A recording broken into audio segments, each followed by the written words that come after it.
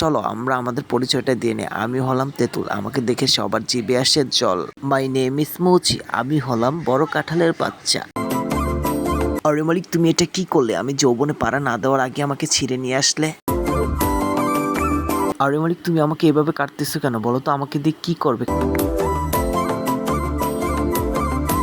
আরে মালিক, তুমি আমাকে এভাবে কুচি কুচি করতেছো কেন? আমাকে দিয়ে কি রান্না করবে নাকি এভাবে খেলাধুলা করবে বলো তো?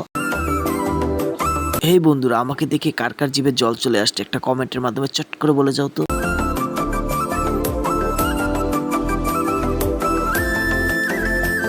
আরে মালিক, তুমি লেবু পাতাটা কি করবে বলো তো?